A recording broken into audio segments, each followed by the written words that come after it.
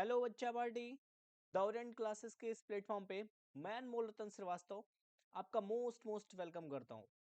दोस्तों, इस वीडियो में हमें जो स्टडी करनी है ना, वो बोर एटॉमिक मॉडल को स्टडी करनी है। ये बोर का एटॉमिक मॉडल क्या है यार, ये अपने को समझना है ना। एटॉमिक मॉडल कब कैसे कहाँ पे रिप्रेजेंट किया गया, किस किस ने अपना एटॉमिक मॉडल दिया, फिर उसके बाद बोर आकर के अपना एटॉमिक मॉडल देते हैं, ये सारी चीजें अपने को स्टडी करनी है ना। सबसे पहले जो एटॉमिक मॉडल दिया गया ना, वो थॉमसन के थ्रू दिया गया। जे थॉमसन थे एक साइंटिस्ट, उनके थ्रू सबसे पहले एटॉमिक मॉडल दिया गया। ठीक है।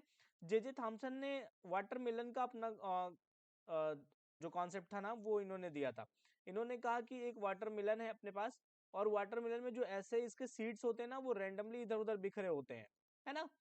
तो इसी तरह बेस पे इन्होंने अपना कॉन्सेप्ट दिया था। कौन दिया था? थॉमसन ने दिया था। ठीक है। जे थॉमसन ने वाटरमेलन का कॉन्सेप्ट दिया था। इन्होंने कहा था कि जिस तरीके से वाटरमेलन में सारे के सारे सीड इधर उधर बिखरे होते हैं ना, वैसे ही किसी एटम में इलेक्ट्रॉन्स भी रैंडमली मोशन कर रहे होते हैं, रैंडमली प्रेजेंट होते हैं। किसी भी एटम में जो इलेक्ट्रॉन होते हैं ना, ये एटम है, इस एटम में जो इलेक्ट्रॉन है वो रैंडम इधर उधर बिखरे होते हैं। जैसे किसी तरबूज में क्या होते हैं, किसी तरबूज में, तरबूज जो होता है, वाटरमेलन जो होता है, इस किसी तरबूज में जिस तरीके से उसके बीज बिखरे होते हैं, उसी तरीके से इलेक्ट्रॉन एटम के अंदर क्या होते हैं, बिखरे हुए होते हैं। ठीक है। लेकिन उसके बाद एक साइंटिस्ट की एंट्री होती है जिनका नाम था रदरफोर्ड। क्या नाम था? रदरफोर्ड। ठीक है।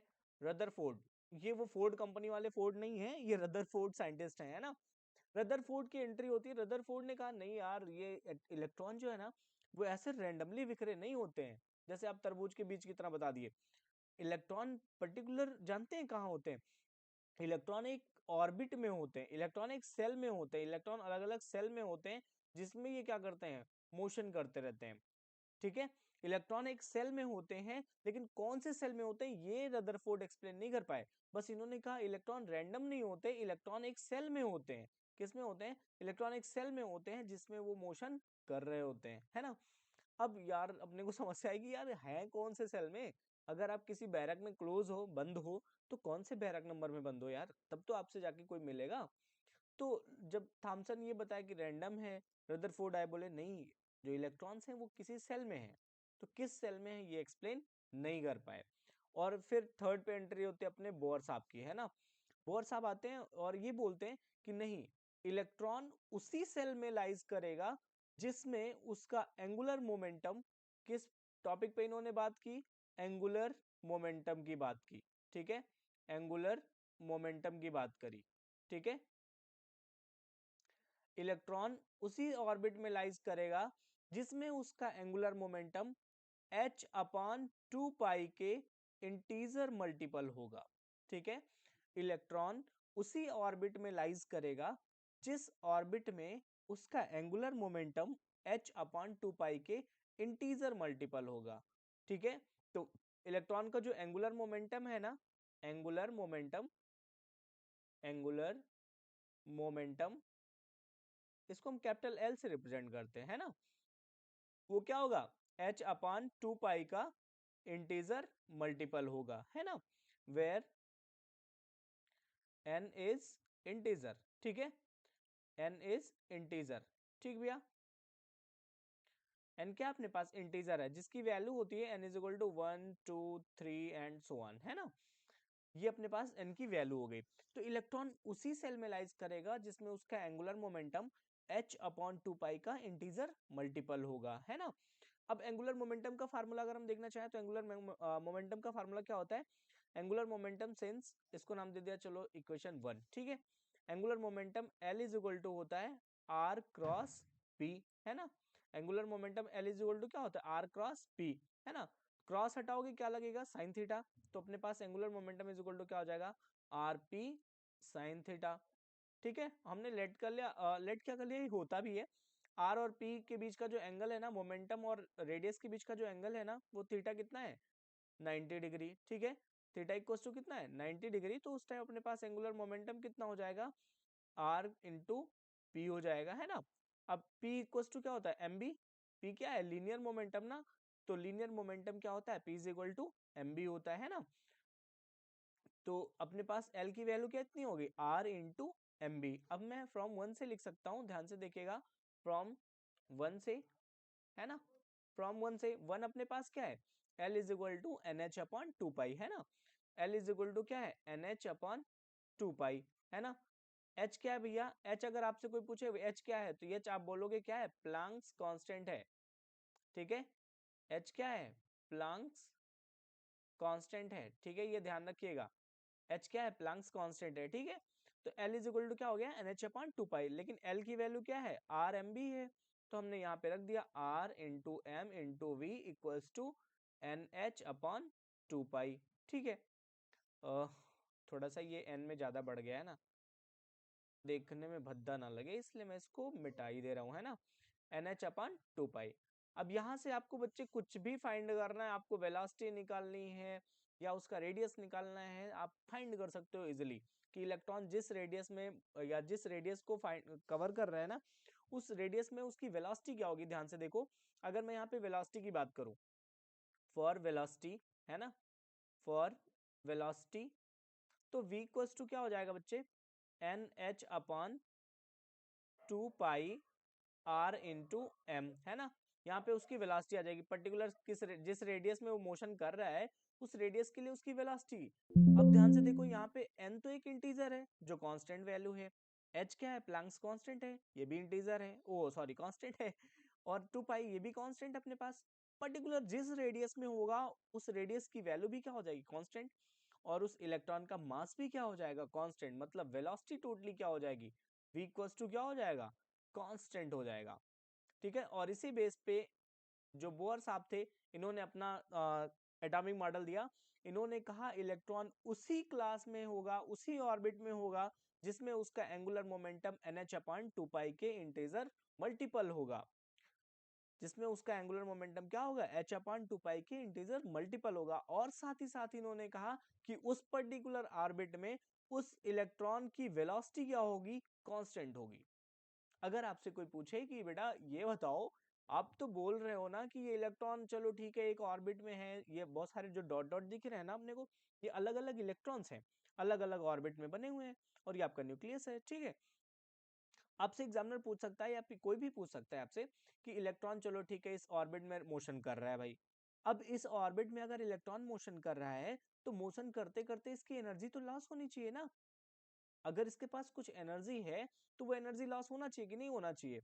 तो एनर्जी लॉस अगर हो रहा है तब तो फाइनली इलेक्ट्रॉन को गिर जाना चाहिए इस न्यूक्लियस पे, लेकिन नहीं गिरता है, क्यों, क्योंकि बोर साहब ने कहा कि जब इलेक्ट्रॉन किसी ऑर्बिट में मोशन कर रहा है तो उसकी वेलोसिटी क्या हो जाती है, कांस्टेंट हो जाती है, और जब उसकी वेलोसिटी कांस्टेंट हो जाएगी मतलब उसकी काइनेटिक एनर्जी क्या हो गई, कांस्टेंट हो गई।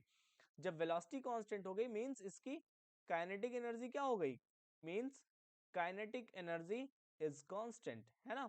क्यों, क्योंकि काइनेटिक एनर्जी का फार्मूला क्या होता है, हाफ एम बी स्क्वायर, क्या होता है, हाफ एम बी स्क्वायर, इसकी कांस्टेंट होगी वेलोसिटी, तो इसका काइनेटिक एनर्जी क्या हो गया, कांस्टेंट, जिस वजह से इलेक्ट्रॉन जिस ऑर्बिट में होता है उस ऑर्बिट में उसकी टोटल एनर्जी क्या होती है, फिक्स होती है, ठीक है। अब वो ना तो अपनी एनर्जी लॉस करेगा ना ही एनर्जी का कहीं से गेन करेगा। अब उसको जब तक आप एक्स्ट्रा एनर्जी बाहर से नहीं दोगे तब तक वो एनर्जी कहीं से नहीं पाएगा, ठीक है। जब आप उसको बाहर से कोई एनर्जी दोगे तभी वो एनर्जी पाएगा, ठीक है। अब इस कंडीशन पे क्या होगा कि मान लिया मैं इलेक्ट्रॉन को बाहर से एनर्जी दे रहा हूं, अगर मैंने बाहर से इलेक्ट्रॉन को एनर्जी दिया तो ये एक हायर क्लास एनर्जी से सॉरी एक लोअर क्लास एनर्जी लेवल से हायर क्लास एनर्जी लेवल में जंप कर जाएगा। अगर मैंने इलेक्ट्रॉन को बाहर से एनर्जी दिया तो इस लोअर क्लास एनर्जी लेवल से ये हायर क्लास एनर्जी लेवल में क्या कर जाएगा, जंप कर जाएगा, है ना। इस लोअर क्लास से ये हायर क्लास में क्या कर जाएगा, जंप कर जाएगा, अगर मैंने इसको बाहर से एनर्जी दिया तो। लेकिन अगर इस इलेक्ट्रॉन किसी हायर क्लास में है और ये लोअर क्लास में जाना चाह रहा है, तो दोनों क्लास की जो डिफरेंस है ना, इस क्लास का एनर्जी डिफरेंस एनर्जी और इस क्लास का एनर्जी, दोनों का जो डिफरेंस होगा ना उसके इक्वल, अगर यहां से आना चाहेगा तो इसके इक्वल एनर्जी क्या करेगा, रेडिएट करेगा, अपने से रेडिएट करेगा, और रेडिएट करके फिर क्या हो जाएगा, हायर लेवल से लोअर लेवल में जंप कर जाएगा। ध्यान से थोड़ा सा इसको समझिएगा। इलेक्ट्रॉन जो है ना, इलेक्ट्रॉन अगर ये हायर क्लास से, ध्यान से देखिएगा, हायर क्लास से लोअर क्लास में जंप कर रहा है, इलेक्ट्रॉन जो है ना हायर से लोअर में जंप कर रहा है, क्या कर रहा है, जंप कर रहा है, ठीक है। जब हायर से लोअर में आएगा ना, तो दोनों एनर्जी लेवल के डिफरेंस के, ये एनर्जी लेवल और ये एनर्जी लेवल दोनों के डिफरेंस के इक्वल एनर्जी क्या करेगा, रेडिएट करेगा। सपोज मैं लिख लेता हूं ई हायर का है ना माइनस ई लोअर का, दोनों का जो डिफरेंस होगा ना, इतनी एनर्जी वो क्या करेगा, रेडिएट करेगा, इतनी एनर्जी रेडिएट करेगा, ठीक है। इतनी एनर्जी क्या करेगा, वो रेडिएट करेगा। और इसकी वैल्यू क्या होती है, एच न्यू के इक्वल होती है। एच क्या है, प्लैंक्स कांस्टेंट है, और न्यू क्या है, फ्रीक्वेंसी है, ठीक है। अगर इलेक्ट्रॉन हायर क्लास से लोअर क्लास में जंप कर रहा है, तो हायर वाली एनर्जी और लोअर वाली एनर्जी, इन दोनों का जो डिफरेंस होगा ना, उसके इक्वल एनर्जी क्या करेगा, रेडिएट करेगा, और जिसकी वैल्यू क्या होगी, एच न्यू के इक्वल होती है। अगर वही हम बात करें कि इलेक्ट्रॉन, चलो ठीक है यार, हायर से लोअर में आया तो ठीक है, अब वो लोअर से हायर में जाना चाहता है। अब इलेक्ट्रॉन सेकंड कंडीशन में क्या है, इलेक्ट्रॉन जो है ना, वो लोअर क्लास से कहाँ जाना चाहता है, लोअर क्लास से जाना चाहता है हायर क्लास में, ठीक है, हायर क्लास में जाना चाहता है। तो क्या करेगा, एनर्जी गेन करेगा, है ना, एनर्जी क्या करेगा, गेन करेगा, ठीक है। दोनों एनर्जी का जो डिफरेंस है ना, उसके इक्वल एनर्जी क्या करेगा, गेन करेगा। तो आपको ये समझने वाली चीज थी कि अगर इलेक्ट्रॉन एक हायर एनर्जी लेवल से लोअर एनर्जी लेवल में जा रहा है, तो दोनों एनर्जी लेवल के डिफरेंस की इक्वल एनर्जी क्या करेगा, रेडिएट करेगा। लेकिन अगर ये लोअर से हायर में जा रहा है, तो एनर्जी गेन करेगा, क्योंकि इसको एनर्जी चाहिए ना। अभी भाई देखो लोअर में है, ठीक है, ये हायर में जाना चाहता है, तो क्या करेगा भाई, कुछ एनर्जी लेगा ना। तो इस वाले कंडीशन में ये एनर्जी क्या करेगा, एनर्जी गेन करेगा, एनर्जी क्या करेगा, गेन करेगा। और ये इस वाले कंडीशन में क्या करेगा, एनर्जी रेडिएट करेगा, ठीक है, एनर्जी रेडिएट करेगा, ठीक है भैया। तो आई थिंक आपको ये चीजें समझ में आई होंगी कि बोर का एटॉमिक मॉडल था क्या। एक बार फिर से इस चीज को रिकॉल करते हैं, ध्यान से समझिएगा। बोर ने कहा था कि सबसे पहले अपने पास थॉमसन आए थे। थॉमसन ने कहा था कि जो इलेक्ट्रॉन्स होते हैं किसी भी एटम में, वो रैंडम तरबूज के बीज की तरह होते हैं, रैंडम होते हैं, उनका कोई फिक्स डायरेक्शन वायरेक्शन नहीं होता है। फिर रदरफोर्ड आए, रदरफोर्ड ने थोड़ा सा करेक्शन किया, इन्होंने कहा नहीं, इलेक्ट्रॉन रैंडम नहीं होते हैं, इलेक्ट्रॉन एक पर्टिकुलर ऑर्बिट में होते हैं, ठीक है, इलेक्ट्रॉन अलग अलग सेल में होते हैं, ऑर्बिट में होते हैं। तो किस ऑर्बिट में होते हैं ये नहीं बता पाए। ऑर्बिट में है तो ठीक है, बट कौन से ऑर्बिट में इलेक्ट्रॉन है, एक इलेक्ट्रॉन तो है नहीं, बहुत सारे इलेक्ट्रॉन है, तो किस ऑर्बिट में है, ये एक्सप्लेन नहीं कर पाए। फिर फाइनली एंट्री किसकी हुई, बोअर साहब की हुई। और बोअर का एटॉमिक मॉडल जो आया, वो ये बता रहा है कि इलेक्ट्रॉन उस ऑर्बिट में होंगे जिसमें उनका एंगुलर मोमेंटम h/2 के इंटीजर मल्टीपल होगा। पहला तो इनका ये कॉन्सेप्ट था, जहां पे n की वैल्यू क्या है, n की वैल्यू है 1 2 3 एंड सो ऑन, है ना। अब इन्होंने ये भी प्रूव करके दिखाया कि इलेक्ट्रॉन जिस ऑर्बिट में होगा, उस ऑर्बिट में उसकी वेलोसिटी क्या होगी, कांस्टेंट होगी। और जब वेलोसिटी उसकी कांस्टेंट होगी, तो उसकी काइनेटिक एनर्जी भी क्या होगी, कांस्टेंट होगी। मतलब इनका जो सेकंड पोस्टुलेट था, वो ये था कि इलेक्ट्रॉन उस, पहला तो ये था ना कि इलेक्ट्रॉन उस ऑर्बिट में होगा जिसमें उसका एंगुलर मोमेंटम h/2 के इंटीजर मल्टीपल होगा। और सेकंड इनका ये था कि उस पर्टिकुलर ऑर्बिट में इलेक्ट्रॉन की एनर्जी क्या होती है, कांस्टेंट होती है। मतलब मोशन करते समय इलेक्ट्रॉन ना तो एनर्जी रेडिएट करेगा, ना ही एनर्जी गेन करेगा।